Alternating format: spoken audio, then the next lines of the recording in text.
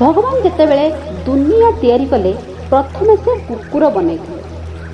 भगवान कुकुर को कहिले तू दिन सारा घर बाहर जगिबू एवं जी कहीं भी बाहर लोकन को देखिबू तू भोकिबू। मु तते एथिपई 20 वर्ष आयुष प्रदान करुछि। कुकुरटी कहिला आयुष किछि अधिका वर्ष दे देलेनी, मु 20 वर्ष पर्यंत खाली भोकी चलिबी। मोर एते वर्ष दरकार नहीं, मते 10 वर्ष आयुष दियंतु केवल बंचिबा पई एवं आउ 10 वर्ष आपण मो पाखरु फेरै नियंतु। भगवान कुकुर कथा सुनी राजी हो जाइथिले एवं ताकू 10 वर्ष आयुष प्रदान करथिले। द्वितीय दिन भगवान बंदर बनैथिले। भगवान बंदर को भी कहिले तुमे लोक मानकर मनोरंजन करिवो, बहुत कर्तव्य देखैबो, तांको खूब हसैबो, तेणु मु तुमको 20 वर्ष आयुष प्रदान करुछि।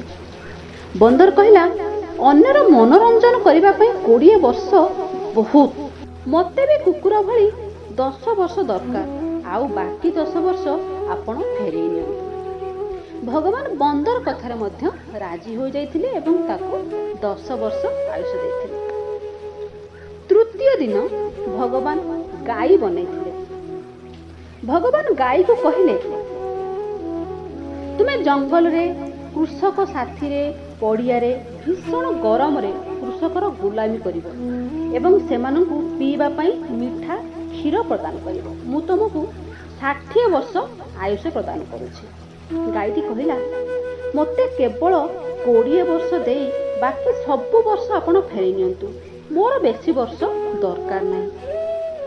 गाई कथा सुनिबी भगवान राजी हो जाइथिले।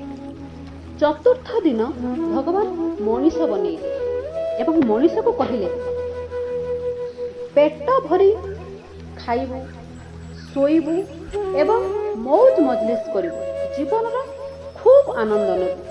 मु तते सेथिपई 20 वर्ष आयुष प्रदान करुछि। सेटु मनीषटी कहिला कोन केवल 20 वर्ष? मु आपन को कहूछि, आपण सुनंतु, मोर 20 वर्ष 40 वर्ष जहा गाई आपण को फेरै दैथिला, 10 वर्ष जहा कुकुर आपण को फेरै दैथिला एवं आउ 10 वर्ष जहा बंदर मध्य आपण को फेरै दैथिला। ए सबु मिसी 80 वर्ष हेउछि, तेणु मोर सेही 80 वर्ष दरकार। मनीषर कथा सुनिबी भगवान राजी हो जाइथिले एवं ताकू 80 वर्ष आयुष प्रदान करथिले। तेणु कथारे अछि जो जस करई सो तस फल चाखा। तेणु आम जीवनर प्रथम 20 वर्ष आमे खूब खाई पी मौज मजलिस करथांती एवं निज जीवन को आराम रे जी थांती।